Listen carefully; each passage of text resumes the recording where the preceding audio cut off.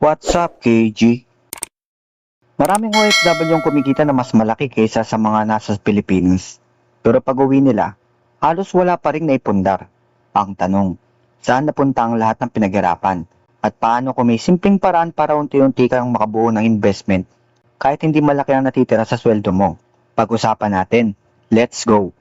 Kapag narinig natin ang salitang OFW, madalas ang iniisip natin malaki ang sweldo. Pero ang hindi nila nakikita, mas malaki pa rin ang pressure.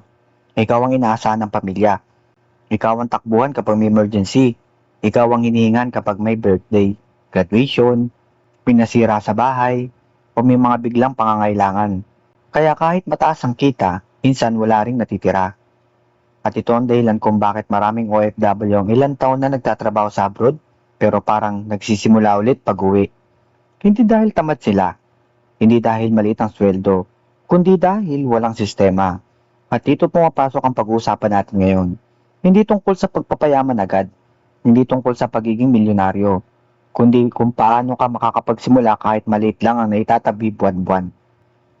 Aminin natin, kapag nasa abroad ka, parang normal lang ang gumastos. Reward ko naman to, matagal ako nagtrabaho. Sale naman, minsan lang. At walang masama ron. Ang problema, kapag naging buwan-buwan na, unti-unting nawawala ang perang dapat sana ay para sa future mo. May isa pang malaking problema, lifestyle inflation. Habang tumataas ang kita, tumataas din ang gastos. Mas magandang cellphone, mas branded na gamit, mas mahal na bakasyon, mas malaking padala. Pero hindi tumataas ang ipon.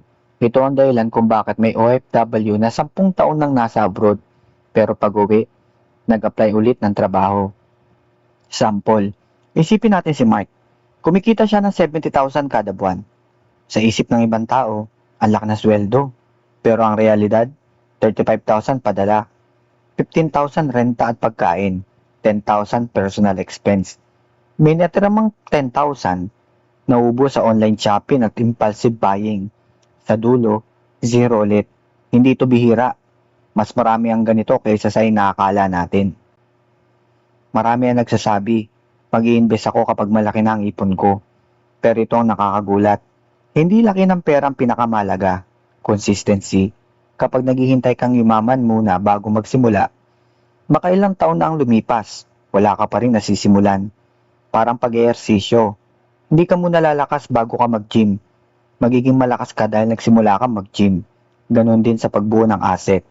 Ngayon, saka lang natin pag-uusapan ang DCA. Ang ibig sabihin nito ay dollar cost averaging. Simple lang, sa halip na isang bagsakang malaking investment, regular kang bumibili sa parehong schedule. Halimbawa, tuwing sweldo, naglalaan ka ng maliit na halaga. Hindi mo iniisip kung mataas o mababa ang presyo. Ang importante, nakakapagpatuloy ka. Bakit ito bagay sa OFW? Kasi regular din ang sweldo. Hindi mo kailangang hulaan ng market araw-araw. Hindi ka rin kailangan tumutok sa chart. Mas simple, mas disiplinado, at mas madaling gawing habit. Pero honestly, hindi magic ang DCA. Hindi ito guaranteed na kikita ka. May panahon na bababa ang market. Minsan matagal pa. At dito sumusuko ang marami. Akala nila mali ang strategy. Pero ang totoo, normal iyon sa investing. Kaya bago ka mag-DCA, siguraduhin mong may emergency fund ka muna. May pambayad ng bills at hindi mo gagamitin ang pera na ka-invest kapag may emergency. Napakalaga nito. Sa personal kong pananaw, kung OFW ako, mas pipiliin ko mag-invest buwan-buwan kaysa maghintay ng perfect timing. Bakit? Kasi mas kontrolado ko ang sarili ko kaysa sa market. Ang strength ng DCA napakasimple. Hindi stressful, madaling sundan. Ang weakness nito, kailangan ng pasensya. Hindi ito exciting. Hindi ito mabilis na pampayaman. Kung gusto mo ng overnight success, hindi ito para sa'yo. Pero kung ang goal mo ay makabuo ng long-term habit, isa ito sa mga strategy na sulit pag-aralan. Alam mo ba, mas maraming investor ang nalulugi dahil sa emosyon kaysa sa maling investment. Kapag panic, selling.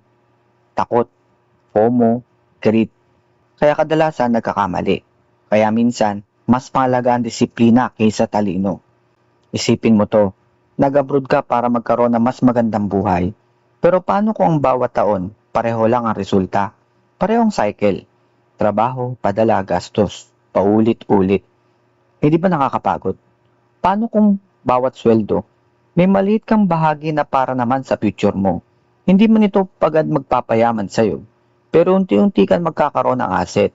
At minsan, iyon ang pinakamahirap simulan. Hindi kailangan malaking agad ang investment. Ang kailangan, may sistema, may consistency, at may malinaw kang dahilan kung bakit mo ito ginagawa. Kung OFW ka, hindi lang dapat pamilya mo ang binubuo ng bawat magandang kinabukasan. Kasama ka na rin doon. Sa susunod na video, pag-uusapan naman natin kung paano gumawa ng simpleng DCA plan kahit magkano lang ang kaya mong itabi kada sweldo. Kung gusto mong makita yun, make sure na nakasubscribe ka dito sa aking channel. At ikaw, kung OFW ka ngayon, ano ang pinakamahirap sa pag-iipon habang nasa abroad?